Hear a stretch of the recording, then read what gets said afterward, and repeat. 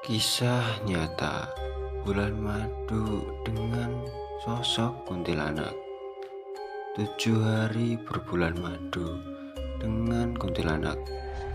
Kisah mistis ini benar-benar terjadi di kota Stabat, menimpa seorang penarik bentor atau becak bermotor yang bernama Karto. Selama 7 malam dia berbulan madu dengan sosok kuntilanak. Lalu, seperti apakah yang terjadi? Simak berikut adalah ceritanya. Kota Stabat, ibu kota Kabupaten Langkat, Sumatera Utara. Di penghujung bulan Mei, terlihat sepi. Kendaraan roda 2 dan roda 4 yang biasanya hilir mudik melintas di tengah kota. Malam itu tidak kelihatan. Sejak senja hingga larut malam, gerimis memang turun membasahi jalan raya. Mungkin karena itu, warga lebih memilih diam di rumah.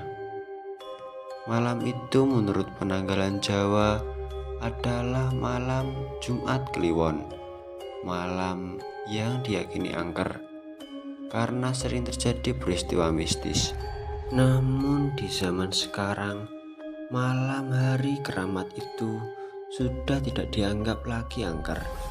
Lihat saja abang-abang penarik bentor atau becak motor tetap saja mencari muatan tanpa memperdulikan keangkeran malam Jumat Kliwon. Salah satu penarik bentor itu adalah Karto. Meskipun malam itu hujan gerimis, tidak berhenti dia terus mencari penumpang. Waktu baru pukul 23:15 malam. Kota Stabat yang biasanya ramai menjadi sunyi seperti kota mati. Karto tetap setia menanti calon penumpang bentornya. Sebuah bus jurusan Banda Aceh ke Medan tiba-tiba berhenti. Seorang perempuan memakai baju kuning turun dari bus sambil menenteng payung di tangannya. Wanita itu berdiri di pinggir jalan menanti kendaraan umum yang lewat. Lalu dia melambaikan tangannya ke arah Karto. Bergegas Karto menyalakan bentornya dan segera menghampiri wanita itu. Dalam hati Karto kegirangan, sebab jarang sekali dia mendapatkan penumpang perempuan cantik seperti itu, lagi pula di malam hari ini. "Becak bang," ujar wanita itu dengan suara lembut. Karto tidak sempat menyahut, sebab mulutnya seperti terkunci melihat betapa cantiknya perempuan calon penumpangnya itu. Wanita itu pun naik ke atas bentor. Darah Karto tersirap ke ubun-ubun, sebab secara tak sengaja rok pendek yang dipakai wanita itu tersingkap sehingga terlihat pahanya yang putih mulus. Berulang kali Karto harus menelan air liurnya. "Kemana tujuannya, Dik?" tanya Karto sambil menahan gejolak dalam dada. "Ke desa Ulat Barayun," jawab si wanita cantik tersebut. Karto segera tancap gas menuju alamat yang disebutkan. Tapi anehnya, baru sekitar 15 menit Karto memacu bentornya. Tiba-tiba dia merasa sudah berada di tempat yang sangat asing baginya. Ya, Karto seperti memasuki kota metropolitan yang sangat megah. Kendaraan mewah hilir, mudik, dan perempuan-perempuan cantik keluar masuk plaza. Seingat Karto, tidak ada plaza-plaza yang mewah seperti itu. Bahkan mobil-mobil yang hilir mudik seperti sangat asing di matanya. "Rumahnya masih jauh, Dek?" tanya Karto sambil terus memikirkan keganjilan yang dihadapinya. "Di ujung jalan sana, Bang," jawab wanita itu dengan suara lembut dan manja. "Berhenti, Bang," cetusnya lagi. Karto menghentikan bentornya Di depan rumah megah bagaikan sebuah istana. Halamannya luas ditumbuhi rumput hijau dan bunga aneka warna. Bagian teras rumah itu dihiasi lampu kristal yang sangat wah. Singgah ya bang, nanti aku bikinin baterai susu. Ajak wanita itu ramah sekali kepada Karto. Karto tidak dapat menolak ajakan itu sebab wanita itu sudah bergelayut di pundaknya. Kebetulan udara sangat dingin. Minum baterai susu pasti dapat menghangatkan badan. Di samping itu jarang sekali dia mendapatkan tawaran sebaik ini dari seorang penumpang. Apalagi dari gadis yang cantiknya selangit. Begitulah bisik batin Karto. Sementara Karto masih sibuk mengendalikan perasaannya, wanita itu membuka pintu depan rumahnya. Karto mempersilahkan duduk di ruang tamu yang tertata rapi. Duduk sebentar ya bang, aku ke dapur dulu menyiapkan minum buat abang, kata si wanita cantik tersebut. Suaranya sangat lembut dan manja. Karto hanya bisa mengangguk. Dia terus terkagum-kagum melihat perabotan dalam rumah yang serba mewah dan megah itu. Pastilah gadis ini anak orang kaya, karena rumahnya saja bagaikan istana raja, bisik Karto dalam hati. Pria beranak satu itu lebih kagum lagi saat dia menatap perempuan pemilik rumah datang membawa 2 gelas minuman dan telah berganti baju setengah telanjang. Lekuk tubuhnya terlihat nyata di mata Karto. Perempuan itu hanya tersenyum menggoda. Ketika menyuguhkan gelas berisi baterai susu, Karto dapat melihat dengan leluasa 2 bukit kembar tegak berdiri runcing di dadanya yang montok. Perempuan itu laki-lakinya hanya tersenyum menggoda. Malam ini abang menginap di rumahku saja ya. Aku takut sendirian di rumah bang, rengeknya kepada Karto. Kedua orang tuamu kemana? Tanya Karto agak gugup. Sudah meninggal dunia bang. Ayah meninggal karena kecelakaan lalu lintas dan ibu meninggal karena bunuh diri, cerita perempuan itu. Oh, Karto sambil melongo. Sampai akhirnya perempuan itu bersandar di pundak Karto. Kemudian jari jemarinya yang lembut menyuruti pusat-pusat birahi tubuh Karto. Karto pun tidak kuasa untuk tidak membalas sentuhan itu. Bahkan Karto melakukannya lebih agresif dan syahwatnya pun menuju puncak birahinya. Bang, kita melakukannya di dalam kamar saja ya, ajak si perempuan sambil melepaskan dekapannya. Karto hanya menurut saja. Gendong bang, rengek perempuan itu sambil manja. Karto menuruti saja keinginannya. Tubuh Sinta padat dan berisi itu dibopongnya. Kamarnya di mana? Tanya Karto. Nanti aku kasih tahu, jawab perempuan itu. Karto berjalan mengikuti perintah perempuan itu yang memintanya menuju ruangan di lantai 2. Ruangan di lantai 2 ini lebih mewah lagi. Lalu menuju sebuah kamar. Di sana ada tempat tidur yang terbuat dari kayu jati pilihan, berukir burung raja wali yang sedang mengepakkan sayapnya. Cahaya kamar itu remang-remang. Bau aroma wangi memenuhi seluruh ruangan yang didesain untuk pasangan pengantin baru. Nama adik siapa? Tanya Karto sambil penasaran. Begitu terpesonanya sampai dia lupa menanyakan nama perempuan cantik yang mengajaknya bercinta. Sri Kunti, jawab perempuan itu dengan manja. "Namaku Karto," sahut Karto, tanpa diminta mengenalkan dirinya. Sempat terlintas dalam benak Karto kalau nama perempuan itu sangat aneh. Tidak seperti nama kebanyakan perempuan. Tapi apa arti sebuah nama, bisik hatinya. Karto sudah tidak tahan, ingin segera melampiaskan nafsu birahinya. "Jangan buru-buru bang, sebentar sabar dong," pinta Sri Kunti.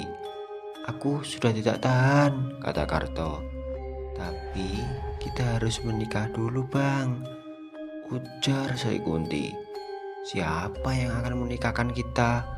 tanya Karto sedikit keheranan. "Tuh orangnya." Sri Kunti menunjuk ruangan tengah rumahnya dari lantai 2. Anehnya ruangan itu sudah ramai orang berkumpul. Mereka semua memakai baju bagus, layaknya akan menghadiri resepsi pernikahan. Ketika Karto masih kebingungan, Sri Kunti langsung berlarian menggandeng tangan Karto. Bersamaan dengan itu, Karto melihat busana yang dipakai Sri Kunti telah berubah menjadi busana pengantin berwarna putih. Padahal sebelumnya Sri Kunti mengenakan baju yang transparan. Aneh sekali. Mengapa bisa begitu cepat? Keraguan ini sempat terlintas di pikiran Karto. Namun entah mengapa dia kemudian tidak mempersoalkannya.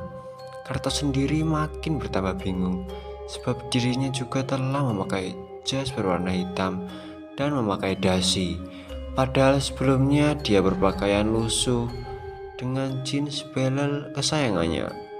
Akhirnya mereka berdua menghadap penghulu yang akan menikahkannya.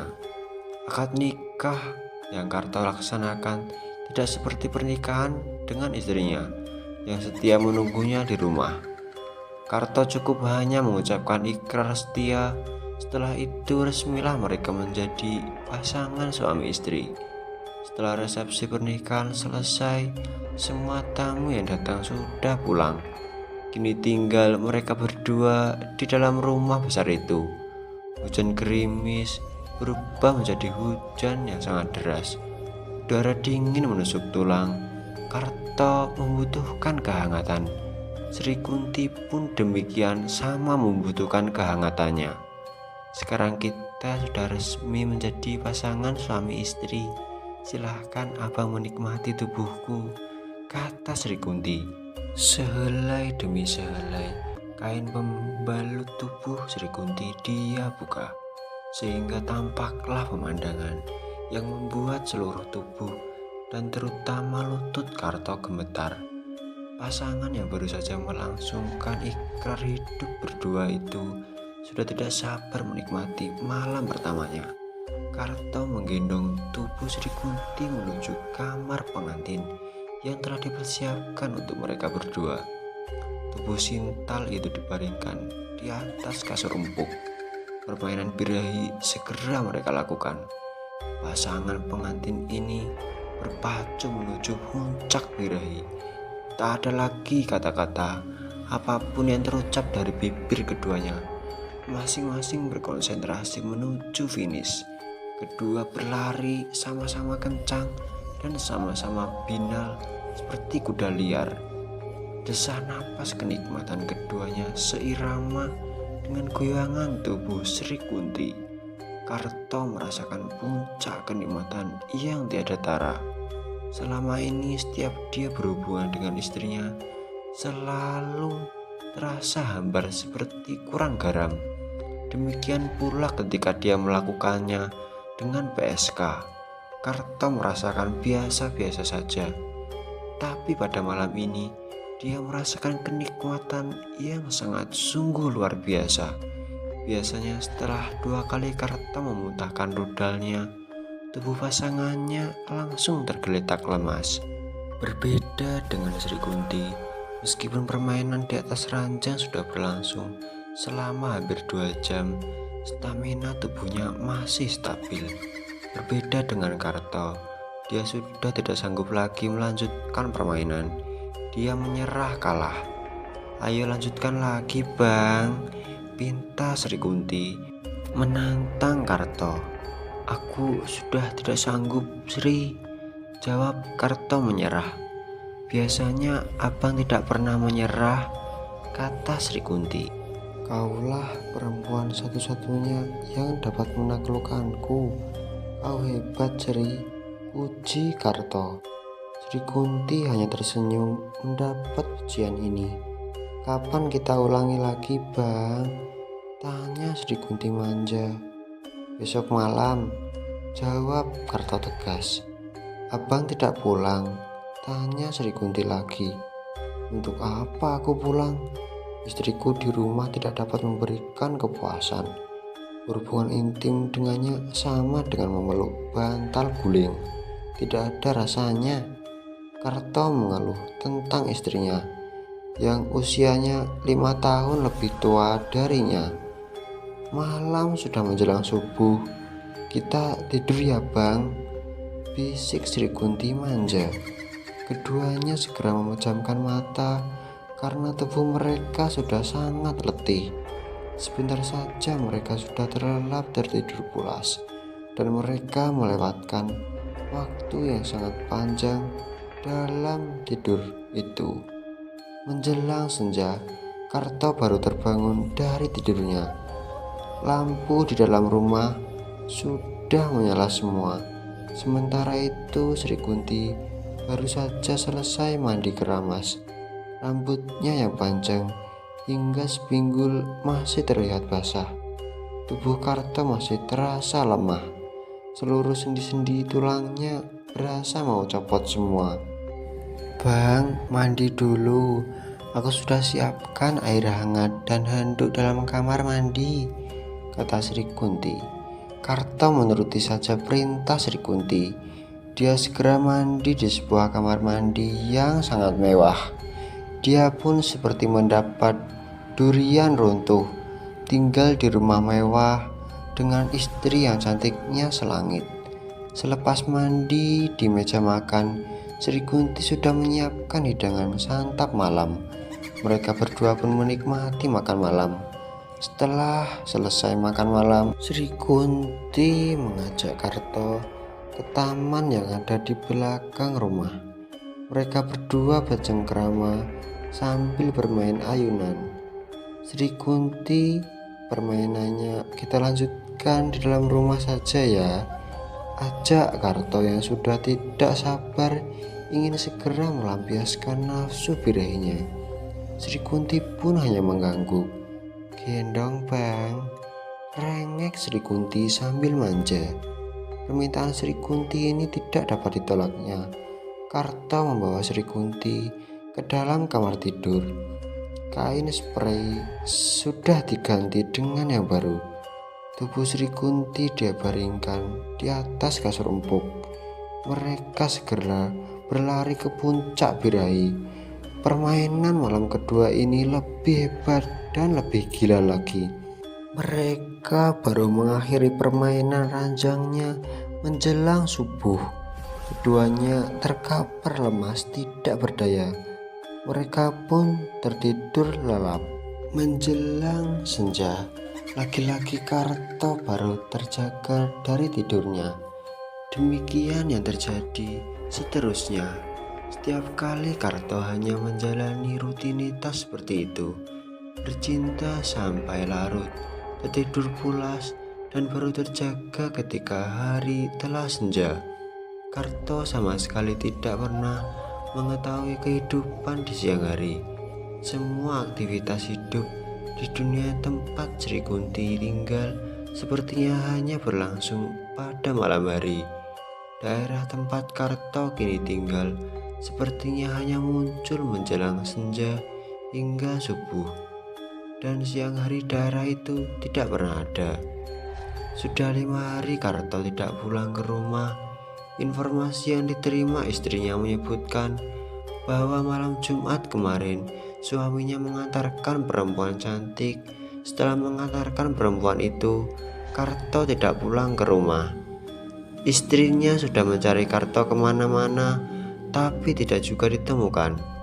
Karena takut terjadi apa-apa pada diri suaminya, istri Karto bahkan sudah melaporkan kasus kehilangan suaminya kepada pihak kepolisian.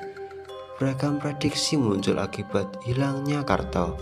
Ada yang berpendapat barangkali perempuan yang diantarkan Karto adalah anggota sindikat perampok. Namun istri Karto tidak yakin suaminya dirampok. Naluri mengatakan suaminya yang mata keranjang itu tengah bersenang-senang dengan perempuan yang diantarkannya. Sebab beberapa tahun lalu Karto pernah sampai 3 hari tidak pulang ke rumah setelah mengantarkan penumpang perempuan cantik.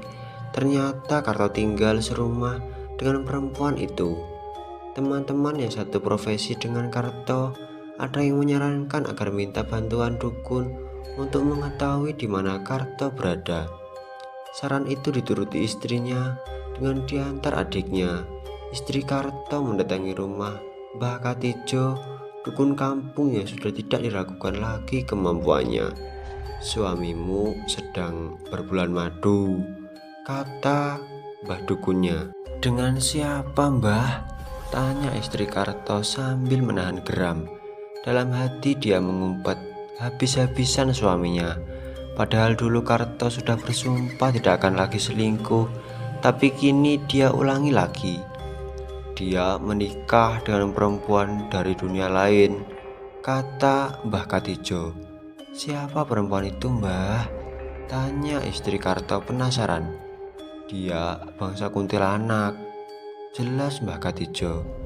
Mendengar Mbah Katijo menyebut nama kuntilanak, bulu romanya merinding. Apakah suamiku bisa pulang, Mbah? Tanyanya sambil menahan tangis. Bisa, tapi sabarlah. Biasanya acara bulan madu bersama kuntilanak berlangsung tidak lebih dari 7 hari, kata Mbah Katijo sambil menjelaskan. Berarti 2 hari lagi suamiku baru pulang ke rumah, tanya istri Karto. Ya, jawab Mbah Katijo. Memang aneh memasuki alam ketujuh. Karto berpamitan dengan Sri Kunti hendak pulang ke rumah. Entah bagaimana tiba-tiba Karto merasakan kerinduan teramat berat pada keluarganya, pada istrinya, juga pada anaknya yang masih berusia 5 tahun. Sri, aku mau pulang ke rumah, nanti aku kemari lagi, kata Karto berjanji. Bukankah abang sudah berjanji ingin hidup bersamaku? Protes Sri Kunti mengingatkan. Tapi aku punya keluarga, kata Karto. Sri Kunti diam beberapa saat lamanya, lalu dengan tenang dia berkata, pulanglah bang, keluarga abang di rumah pasti menunggu abang pulang. Sri Kunti melepas kepergian Karto dengan linangan air mata. Dia mengantarkan hingga ke depan pekarangan rumah. Karto menyusuri jalan raya. Anehnya, ketika Karto tiba di persimpangan jalan, kota itu hilang secara misterius. Bentor yang dikemudikannya mendadak mati mesinnya. Setelah diperiksa, ternyata bensinnya habis. Malam sudah menunjukkan pukul 2 dini hari. Suasana di sekitar begitu sepi. Di sebelah kiri jalan, Karto melihat hamparan kuburan umum.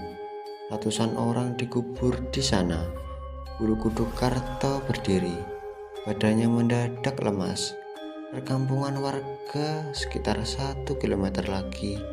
Karto tidak sanggup mendorong bentornya. Tubuhnya sangat lemas. Akhirnya Karto memutuskan tidur di dalam bentornya.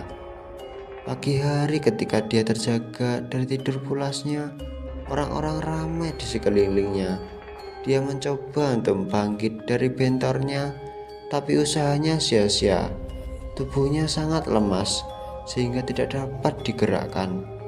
Teman-teman satu profesi yang kebetulan kenal dengannya akhirnya mengantarkan Karto pulang ke rumahnya.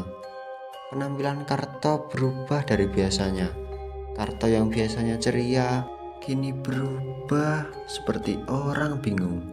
Hari berikutnya Mbah Katijo datang menemui Karto. Semua yang diceritakan dukun kampung ini dibenarkan Karto. Istri Karto emosi mendengarnya dan api cemburunya tidak dapat dipadamkan.